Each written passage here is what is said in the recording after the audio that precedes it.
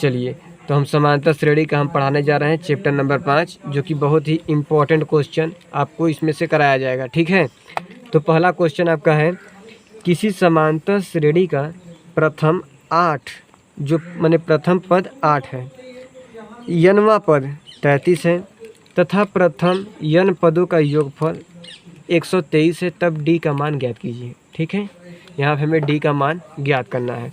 तो इसके लिए आप लोग को बता दें, एक फार्मूला याद करना पड़ेगा। वह फार्मूला क्या रहेगा, यसियन बराबर, यसियन मतलब होता है पदों का योगफल, मतलब कह सकते हो कि यन पदों का योगफल का फार्मूला क्या है, यसियन। ठीक है, सब कोई देखो ध्यान से कि यन पदों का योगफल का फार्मूला किसे दर्शाते हैं, यसियन से। तो इसका फार्मूला जो होता है n/2 और कोष्टक में a + an होता है। और एक फार्मूला होता है जिसका हम यूज नहीं करेंगे, वो फार्मूला हम ऊपर मान लीजिए लिख दे रहे हैं, जो होता है हमारा यसियन बराबर n/2 कोष्टक में a/2a और उसके बाद प्लस n-1d। तो इस फार्मूला का भी हम यहाँ पे यूज नहीं करेंगे, क्योंकि यहाँ पे an वैल्यू नहीं दिया है, लेकिन यहाँ पे an का वैल्यू दिया है। ठीक है, तो यहाँ पे दिया क्या क्या है आगे देख लेते हैं। दिया है सवाल में दिया क्या क्या है, तो आगे दिया है लिखेंगे। तो लिखा है इसमें समांतर श्रेणी का प्रथम पद कितना है, 8। तो यहाँ लिखोगे प्रथम पद को किससे दर्शाते हैं, ए से, और ए का मान दिया कितना है, 8। अच्छा, यनवा पद मतलब ए यनवा पद, ए कितना दिया है, 33 दिया है। और यन पदों का योगफल, तो यन पदों का योगफल का वैल्यू क्या है, मतलब यसियन की वैल्यू कितनी दी हुई है, यसियन की वैल्यू कितनी दी हुई है, 123 दी हुई है। ठीक है, तब हमें डी का मान ज्ञात करना है, मतलब डी की वैल्यू ज्ञात करनी है। तो आप लोगों के लिए हम बता दें कि फार्मूला जो है आपको ये याद करना पड़ेगा और इसी पे हम सवाल लगाएंगे। ठीक है, चलो अब इसको सवाल लगाते हैं हम लोग, कैसे करते हैं। तो जो दिया है आगे हम उसे लिखेंगे, उसके बाद अपना फार्मूला देखेंगे। अब इस पर हम मान भर देंगे अपना। यसियन का मान कितना दिया है, 123, कितना दिया है, 123 दिया है। अच्छा, यन का मान कितना दिया है, तो यहाँ पे यन का मान नहीं दिया है सवाल में, देखो यहाँ पे ए का मान दिया हुआ है, एन का मान दिया हुआ है, लेकिन यन का मान नहीं दिया है, तो यन का मान हम ऐसे ही रख देते हैं। ठीक है, अच्छा उसके बाद देखते हैं ए का मान। ए को क्या कहते हैं, प्रथम पद। ए को क्या कहते हैं हम, प्रथम पद। तो ए को हम यहाँ लिख देंगे क्योंकि 8 की जगह प्रथम पद होता है, प्लस एन का मान कितना दिया है, 33 भर देंगे। ठीक है, अब देखिएगा यहाँ पे जो 2 दिया हुआ है यह भाग में है, किस में है, भाग में। तो वह बराबर के जब ये लेंगे आएगा ना, तो ये गुणा में हो जाएगा, किस में हो जाएगा, गुणा में। तो यहाँ पे होगा 123 गुणे 2, 123 गुणे 2 हो गया। जो ये इधर भाग में है बट्टा के, तो बराबर के लेंगे जाते ही है ना, गुणा में हो जाता है। अब आपके पास क्या बचा, केवल यन बचा, और इसको जोड़ दो। इसको जोड़ोगे तो इसके बीच में भी क्या लगा होता है, गुणा, तो गुणा लगा दो। किसी भी कोष्टक और अंक के बीच में क्या लगा होता है, गुणा, तो गुणा लगा दिए। 8 और 33 जोड़ेंगे तो 3 8 11 के 1 हासिल 1 और 3 1 4, 41 हो गया। तो हमें यहाँ से यन का वैल्यू ज्ञात करना है, यन का वैल्यू ज्ञात करना है। तो ई वाले जो 41 लिखा है, 41 को भी ये लेंगे कर दो पूरा। तो 1 2 3 गुणे माने 123 गुणे 2 बटे 41 बराबर यन। अब यहाँ पे आप लोग का केवल क्या बचा, यन। अब देखो इसको काटो, क्या कट जाएगा, 3 से काटो इसको, 3 1 कम 3, अच्छा 3 1 कम 3, तो ये नहीं कटेगा 3 से, चलो कोई बात नहीं। तो यहाँ पे अब क्या करते हैं कि इसका इसमें गुणा कर दो, क्योंकि देखो 3 1 कम 3 हो रहा है, 1 बचा 11 जो कि 3 से नहीं कटता है। तो मतलब हम ये कहेंगे कि डायरेक्ट हम इसका गुणा कर देते हैं। तो 123 का गुणा कर रहे हैं, तो देखो 3 दूनी 6, 2 दूनी 4, 2 दूनी 4, 2 1 कम 2 बटा 41। इसको काटे नहीं हैं हम, ठीक है, बराबर यन। अब 41 का हम लोग भाग देना पड़ेगा 246 में, 41 का भाग देना पड़ेगा हमें 246 में। देखो क्योंकि यहाँ पे इसका इसमें गुणा किए 246 आ गया और ये 41 उतार दिए। तो अब 41 का हम क्या करेंगे, इसमें भाग देंगे। ठीक है, चलो हम यहाँ पे भाग दे देते हैं 41 और 246 में। ठीक है, तो यह कितना बार जाएगा?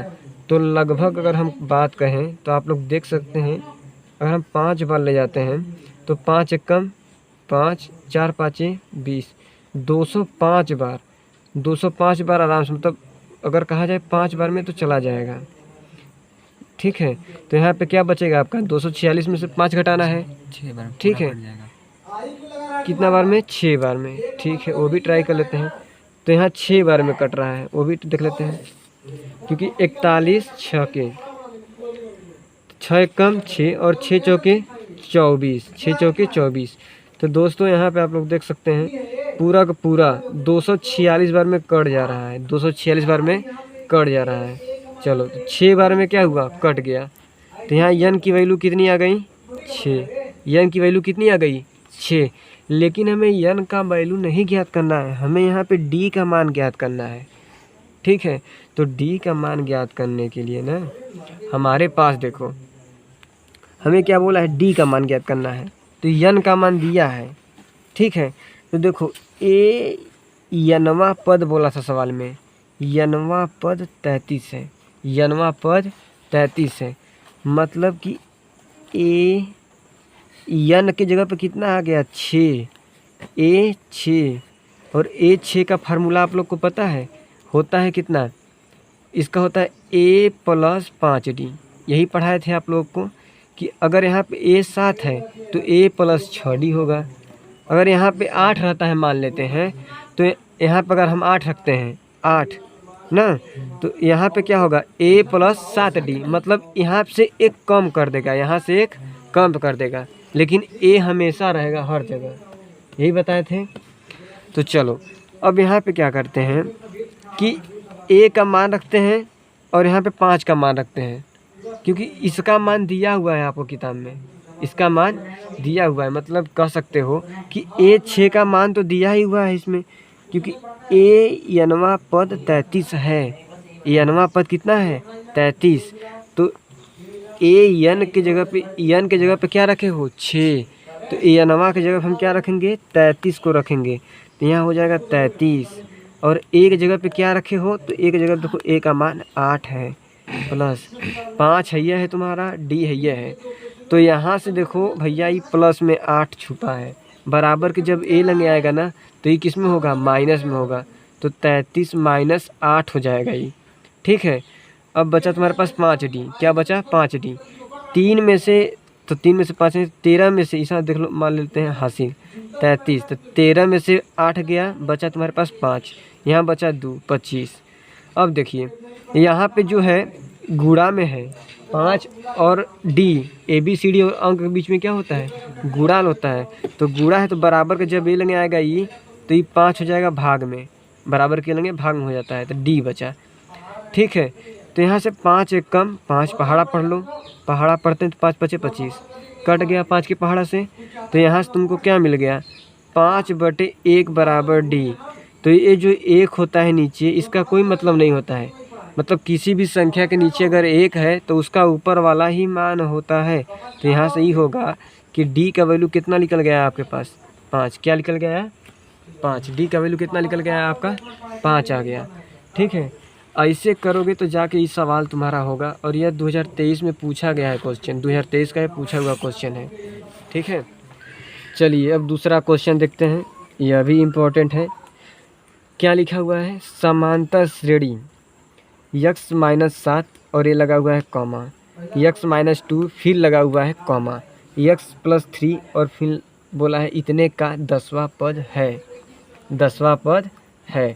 चलो, तो आप लोग हम बताए थे कि पहला यहाँ से यहाँ तक जो होता है, माने कॉमा के इधर का पूरा अंक प्रथम पद कहलाता है, कॉमा के इधर का पूरा अंक दूसरा पद कहलाता है, और कॉमा के इधर वाला पद तीसरा पद कहलाता है। ठीक है, तो यहाँ से आपका ये क्या होगा? A1 मान लेते हैं, इसे क्या मान लेते हैं? A1। इतना दूसरे कोष्टक को मान लेते हैं A2, और तीसरे कोष्टक को मान लेते हैं A3। ठीक है, तो यहाँ पे जो प्रथम पद होगा वह x-7 होगा। तो यहाँ बोलेंगे दिया है, क्या बोलेंगे? दिया है, दिया है। दिया क्या है? दिया क्या है? प्रथम पद। प्रथम पद को दर्शाते हैं हम लोग ए से, ठीक है। और ए दिया हुआ है हमें यक्स माइनस 7 दिया हुआ है। अब हमें ज्ञात क्या करना है, 10वां पद ज्ञात करना है सवाल में। मेन चीज़ समझो कि 10वां पद ज्ञात करना है, और 10वां पद का फार्मूला जो होता है, मतलब ए10 का जो फार्मूला होता है, देखो सबसे पहले ए लिखेंगे प्लस 10 में से एक कम कर दो 9 और एक डी लगा दो अपने से, तो ये आपका 10वां पद का फार्मूला है। ऐसा करना, चूँकि ए10 बराबर इतना होता है, ठीक है। तो यहाँ से देखेंगे आप लोग, हमें सवाल में प्रथम पद दे दिया ए, लेकिन डी नहीं दिया है। डी ज्ञात करेंगे, उसके बाद ए10 का वैल्यू ऑटोमेटिक निकल जाएगा यहाँ से, क्योंकि ए का मान भी भरा जाएगा, डी का मान भरा जाएगा, तो आराम से निकल जाएगा कि नहीं। चलो, तो डी का मान कैसे ज्ञात होगा, तो आप लोगों को बताए थे कि डी को हम लोग सारवांतर बोलते हैं। क्या बोलते हैं? सारवांतर, और इसे दर्शाते हैं डी से। और इसका फार्मूला क्या होता है कि बड़का में से छोटका को घटाया जाता है। मतलब अगर A2 में से A1 को घटा दो, या कह सकते हो तुम A3 में से इसके में से A3 में से एक ही घटा दो, और घटाने पे दोनों का मान बराबर आएगा, ठीक है। हम ट्राई करेंगे, अभी देखना। अगर A2 में से, A2 क्या है तुम्हारा x माइनस 2, देखो इसको हम कोष्टक में ले रहे हैं ना, x माइनस 2 माइनस A1 का वैल्यू कितना है x माइनस 1, x माइनस 7 है, ठीक है। अब इसको घटाते हैं हम लोग, तो घटाते हैं तो कैसे घटेगा जी, देखो x तो ऐसे ही रहेगा, माइनस ऐसे ही है, 2 भी ऐसे ही रहेगा, माइनस और यहाँ क्या छुपा है प्लस माइनस क्या होगा माइनस, और यहाँ हो जाएगा x। माइनस का और माइनस में गुणा करोगे, अब इसके संग देखो माइनस माइनस प्लस, तो ये हो जाएगा प्लस और ये हो जाएगा 7। अब देखिएगा यहाँ से प्लस में है और यहाँ भी माइनस में है, तो x से x क्या हो जाएगा, ये देखो ये x से x ये क्या हो जाएगा, कट जाएगा। अब आपके पास क्या बचा, जब भी प्लस माइनस होता है तो कट जाता है, तब यहाँ बचा 7 और यहाँ 2, तो -2 और +7, तो प्लस माइनस माइनस मीन्स घटाना, तो 2 में से 7 नहीं घटेगा, तो 7 में से 2 घटा दो, बचेगा आपके पास 5। लेकिन बड़े अंक का चिन्ह लेते हैं, तो यह प्लस का चिन्ह यहाँ पे हो जाएगा, मतलब प्लस छुपा रहता है, ठीक है। तो डी का वैल्यू कितना निकल के आ गया आपके पास 5। अगर आप लोग A3 में से A2 को भी घटाएंगे, मतलब अगर इतना में से इतनों को घटाओगे ना, तब वो आप लोग का डी का मान 5 आएगा, ठीक है। मतलब अगर इसमें से इसको घटाओगे तभी तुम लोग का 5 ही आएगा। अच्छा, तो मेरे पास अब देखिए यहाँ पे डी का मान मिल गया है, ए का मान मिल चुका है, ठीक है। अब वैल्यू रखो A10 का, तो ए की जगह पे रखेंगे भैया हम प्रथम पद, देखो लिखला है x माइनस 7 लिखला है, इसको घेरो प्लस 9, तो 9 एक ABCD और अंक के बीच में लगा है गुणा, तो गुणा डी का मान कितना निकले हैं 5, ठीक है। चलो, तो A10 बराबर x माइनस 7, और ये प्लस है तो प्लस आगे गुणा किया जाता है, तो 9 में से 9 5 45, ठीक है। ये नहीं कि हम इसके संग इसको खोल दें, देखो अगर इसे खोले होते तो प्लस माइनस कर देते तुम लोग, गलत। इसीलिए ऐसा नहीं होता है, आगे भाग करते हैं, फिर गुणा करते हैं, फिर जोड़ करते हैं, फिर घटाना करते हैं, इसीलिए बनाया गया है भागु योग। तो यहाँ से देखो आप लोग का x माइनस 7 हो गया और प्लस 9 5 45 हो गया। अब यहाँ से देखो x हो गया माइनस प्लस माइनस मीन्स घटाना। अब अंक में से अंक को घटा सकते हैं ना, तो 7 में से 45 नहीं घटेगा, तो 45 में से 7 घटा दो, तो 15 में से 7 गया 8 बचता है, और यहाँ पे बचेगा आपके पास 3 38। लेकिन बड़ा अंक कौन है 45, तो 45 के आगे का चिन्ह लगा देंगे, ठीक है। तो यहाँ से आपका निकल गया A10 का मान, और यही हमें पूछा है कि 10वां पद है, तो 10वां पद भैया x प्लस 38 है, x प्लस 38 है। हमने कुछ भी ज़्यादा नहीं किया है इसमें, आगे हमने प्रथम पद लिया है, प्रथम पद आपका इतना है, फिर दूसरे पद में से हम इसको अगर घटाएंगे तो डी का मान निकल जाएगा। जब डी का मान निकलेगा तो देखो डी का मान 5 आया है, फिर डी का मान जब 5 आ गया तो a प्लस 9d होता है 10वां पद का फार्मूला। फिर डी का मान रख दोगे तुम लोग, डी का मान 5 रखोगे, a का मान हाई वाला रख दोगे, x माइनस 7 वाला आ जाएगा आराम से इतना, ठीक है। चलो अब अगला क्वेश्चन देखो। अब हम लोग देखते हैं दोस्तों तीसरा क्वेश्चन। आगे आइए देखिए, यहाँ पे बोला है समांतर श्रेणी √2, √8, √18 बोल सकते हैं, हिंदी में बोल देते हैं। अब √2, √8, √18 का अगला पद होगा। तो देखो जी, यहाँ पे आप लोगों को बता दे रहे हैं ई A1 है। ई क्या है? A1। ई है A2, मैंने पहला पद, दूसरा पद, ई तीसरा पद, तो चौथा पद ही पूछ रहा है मतलब अगला पद में।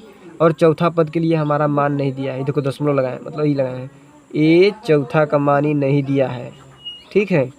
अब इतना ले देखो, हम करेंगे रफ, कोई दिक्कत नहीं रहेगा, इतना समझिएगा, इतना हम रफ करेंगे, यहाँ पे फेयर करेंगे। ई रहेगा हमारा रफ। तो देखो, अगर हम अगला पद ज्ञात करते हैं तो हमें बोला है कि चौथा पद बताइए। तो आगे हम लोग देखोगे चौथा पद का फार्मूला क्या होता है। चलो हम एक काम करते हैं कि यहाँ पे डायरेक्ट दिया है, आगे लिख लेते हैं, दिया है A1 को कहते हैं पहला पद। A1 दिया है हमें √2, ठीक है। A2 हमें दिया हुआ है √8। और देखो A2 दिया हुआ है √8, लेकिन हम लोग √2 को तो नहीं तोड़ सकते हैं, क्योंकि √2 का अगर हम लोग ऐसे मान लो कर रहे हैं वर्गमूल, 2 एक कम 2 मतलब यही आ रहा है। लेकिन √8 का कर सकते हैं। देखो 2 चौगा 8, 2 दूनी 4 मतलब इतना हुआ। तो एक खो जोड़ा बन गया, एक खो निकाल लो, और एक जोड़ा नहीं बना उसको √, मिला देते हैं। चलो तो यहाँ से मिल गया तुम्हें 2, और हाई जो जोड़का नहीं बना उसका √, मिला दो। ऐसे कर सकते हो इतना। देखो 2 चौगा 8, 2 दूनी 4। अब जिसका जोड़ा बन गया उसे बहरे कर दो, और जिसका नहीं बना उसको अंदर कर दो। तो इसका हम जगह पे लिख सकते हैं √2 की जगह पे 2 मैंने √8 की जगह पे लिख सकते हैं 2 √2। चलो अब क्या 18 को भी लिख सकते हैं? तो देखते हैं। A3 का मान है √18, तो √18 को भी चेक कर लेते हैं। यहाँ पे 18 को वर्गमूल मैंने गुणनखंड करोगे, क्या करोगे? गुणनखंड करोगे, या लसा ले लो, लसा ले रहे हैं। 2 9 18, 9 आ गया, 3 से काटो, 3 तरीके 9, 3 एकम 3। तो देखो यहाँ पे 3 का बन रहा है जोड़ा, तो इसमें से 3 एक खो ले लेंगे, और हाई वाला जो नहीं बिना उसको √, में कर देंगे। 3 √2 कर सकते हैं। अच्छा तो यहाँ लिखोगे क्या? ये क्या लिखना है जी?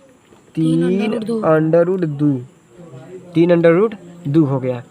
अब देखिए, अब आपका इहो सिंपल हो गया, इहो सिंपल हो गया, इहो सिंपल हो गया। अब हमें ए चौथा का मान पूछा है, ठीक है दोस्तों। तो आप ध्यान से देखिएगा, अगर हम इस वाले में से इसको घटाते हैं, घटाने का मतलब सारावांतर ज्ञात करते हैं। क्या करते हैं? सारावांतर। तो देखो अगर हम D ज्ञात करते हैं तो A2 में से A1 को घटाते हैं। D का मतलब क्या होता है? सारावांतर। तो अगर हम D ज्ञात करते हैं तो A2 में से A1 को घटाते हैं। चलो घटा देते हैं। तो A2 आपका है 2 √2, A2 है, देखो A2 का मान, और A1 का मान क्या है? √2 है केवल। तो आप लोग ध्यान देना, ये 2 √2 में से ये एक √2 है, क्योंकि इसके आगे जानते हो केवल √2 का मतलब है कि यहाँ एक है, एक √2। तो 2 √2 में से एक √2 घटाओगे तो कितना बचेगा? एक √2 बचेगा केवल। क्या बचेगा? एक √2, ठीक है। चलो इतना बच गया। तो इसी तरह से हम इसको भी इसमें से घटाते हैं, क्योंकि हमारा जो सारावांतर होता है ना, वह इसका भी बराबर होना चाहिए यहाँ पे मान, और इसका भी बराबर इससे घटाने पे होना चाहिए मान। माने यहू बराबर सारावांतर, यहू बराबर सारावांतर होना चाहिए, तब जा कर के। और अगला वाला भी जो होना चाहिए ना, वो भी सारावांतर होना चाहिए, ठीक है। तो चलो अब हम लोग इसको ज्ञात करके देखते हैं कि √2 आ रहा है कि नहीं, एकरे से इतने घटा के। चलो तो D बराबर अगर ज्ञात करते हैं हम लोग A3 में से A2 को घटा के, तो A3 का मान कितना है बाबू? देखो 3 √2 है, 3 √2 है, माइनस A2 का मान कितना है? तो A2 का मान है 2 √2।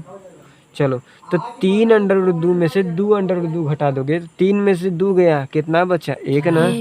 तो यहाँ से तुम्हारा क्या मिल गया? √2 है ना मिलेगा, 1 अंडर रूट 2। चलो तो यहाँ से आप लोग ध्यान से देखोगे, एकदम ध्यान से देखना, एकरो मान 2 आ गया, एकरो मान 2 आ गया, मतलब जो सर्वंतर है दोनों का अंतर अंडर रूट 2 आ रहा है। तो अगला वाला भी अंडर रूट 2 आएगा सर्वंतर, अगला वाला भी अंडर रूट 2 आएगा। तो अगला वाला आने के लिए क्या करना पड़ेगा जी, हम इम में से एक एक घटाते हैं, माने अगला वाला में से एक एक घटावल जला, तो हम इसको जोड़ेंगे हम यहाँ पे, मतलब अंडर रूट A3 में ना, A3 में हम क्या जोड़ेंगे, अंडर रूट 2 को जोड़ेंगे। क्योंकि अब यहाँ देखो, अब सिंपल समझो कि यहाँ पे आपको पूछा क्या है, अगला पद, अगला पद क्या है A4। A4 का फार्मूला क्या होता है, देखो क्या होता है, A3D क्या होता है, A3 plus D, A3 plus D, यहाँ लिखोगे चूँकि A4 बराबर A3 प्लस डी होता है। क्यों, क्योंकि तुम A3 में जोड़ोगे अगला पद, D को जोड़ोगे ना, तब जा कर के तुम्हारा इतना आएगा, क्योंकि तुम हर बार घटा घटा के चेक कर रहे थे, लेकिन अब यहाँ से कैसे घटाओगे, इसलिए हम इसको जोड़ेंगे, अंडर रूट 2 जोड़ेंगे। चलो तो यहाँ से क्या करते हैं, A3 का मान बताइए कितना है, तो A3 का मान देखो यहाँ पे 3 अंडर रूट 2 है। चलो प्लस D का मान अभी हमने देखा है कितना निकला है भैया, अंडर रूट 2। चलो अब जोड़ दो इसको, 3 अंडर रूट 2 है और यहाँ पे 1 अंडर रूट 2 है, तो 3 1 4, तो यहाँ हो जाएगा 4 और अंडर रूट 2 तो 1 अंडर रूट 2 आ जाएगा, 4 अंडर रूट 2 निकलेगा। अभी नहीं कि 2 2 4 यहू कर दें, ऐसा नहीं होता है, ठीक है। अब यहाँ पे 4 अंडर रूट 2 बन गया, मतलब 3 अंडर रूट और 3 और 1, 3 1 4 और 4 अंडर रूट 2 आ गया, ठीक है। इस तरह से आपका ये वाला सवाल हो गया। लेकिन अब देखो 4 अंडर रूट 2 का वैल्यू देखो, इसका वैल्यू देखते हैं कि क्या होता है, ठीक है। 4 अंडर रूट 2 आ गया आपका। अब क्या करते हैं, अब चाहो तो आपका आंसर इतना है, या आपके किताबों में, क्योंकि बहुविकल्पी आंसर चल रहा है, बहुविकल्पी चलता होगा, तो एक काम करते हैं, देखो आप लोग अब देखना, हम 4 को क्या लिख सकते हैं, 4 को हम लोग क्या लिख सकते हैं, आप लोग खुद बताना हमें। देखो हम कहना ये चाहते हैं दोस्तों कि आपके किताबों में जो बहुविकल्पी में ऑप्शन दिया है ना, वो A बराबर दिया हुआ है under root 32 answer, under root 32 answer दिया हुआ है आंसर में, लेकिन यहाँ पे भी मेरा आया है 4 अंडर रूट 2, तो हम कैसे कहेंगे मेरा सवाल सही है।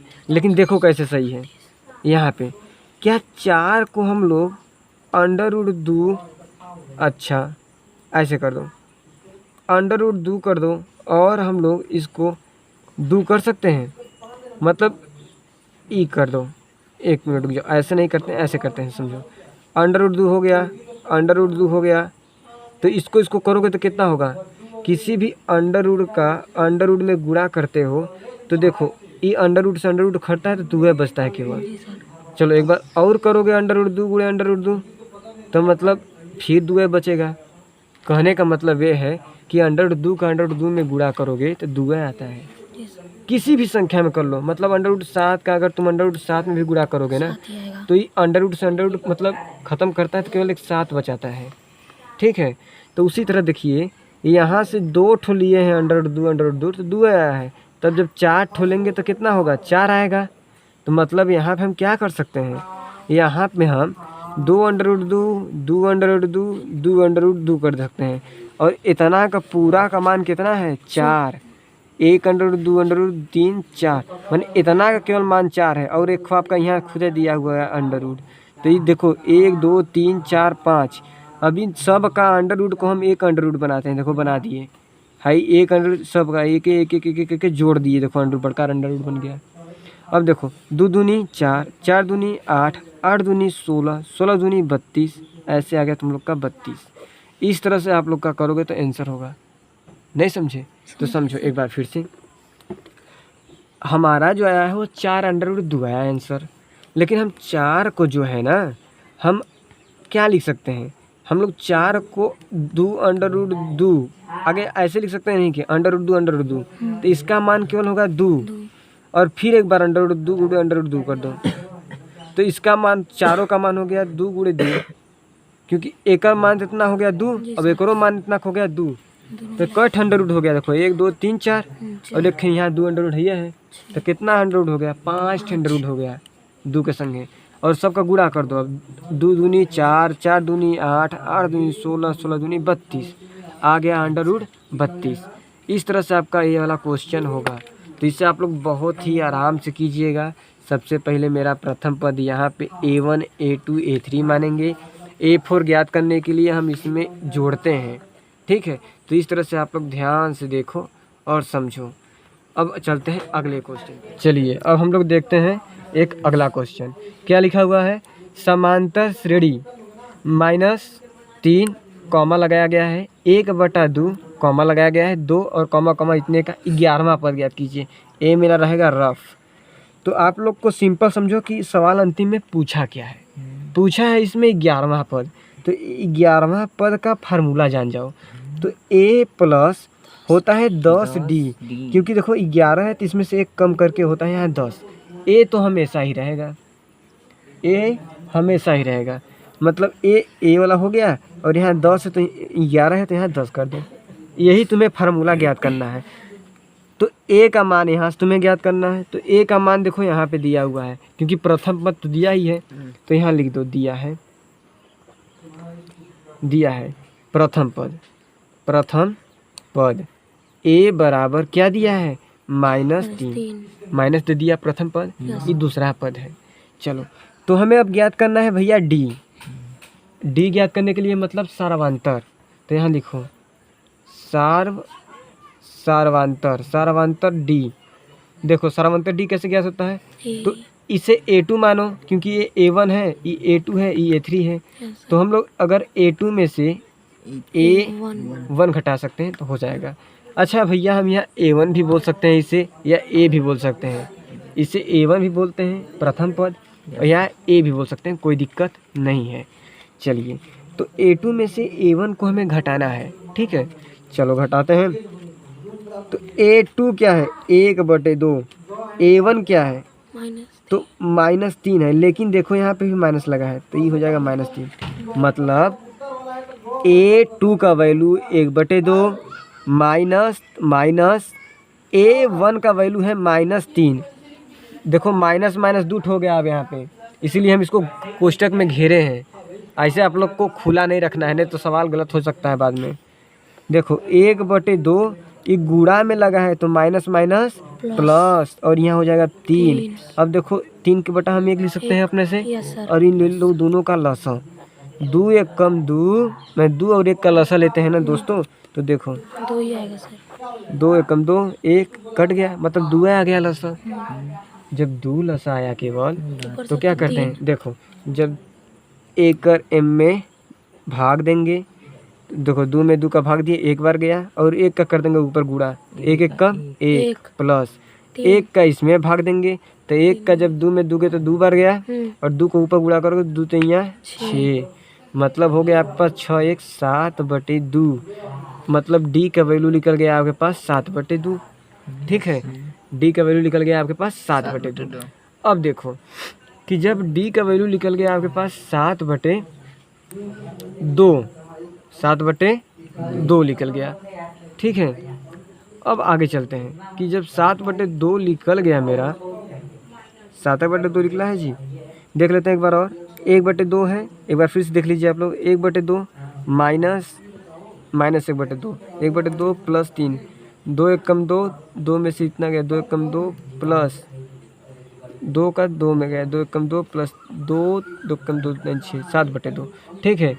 7 बटे कितना आ गया, 2 आ गया। अब देखो हमें क्या करना है, 11वां पद, डायरेक्ट फार्मूला ले लो। A11 बराबर A प्लस 10D, क्योंकि लिख दो चूँकि इतना बराबर इतना से। अब यहाँ पे क्या होता है, से लगा दो। तो A का मान कितना है भैया, अभी निकाले हो, A का मान है -3, यहाँ रख दो -3, फिर ये है प्लस, तो प्लस 10 ABCD और अंक के बीच में लगा होता है गुणा। D का मान लगाई दो 7/2।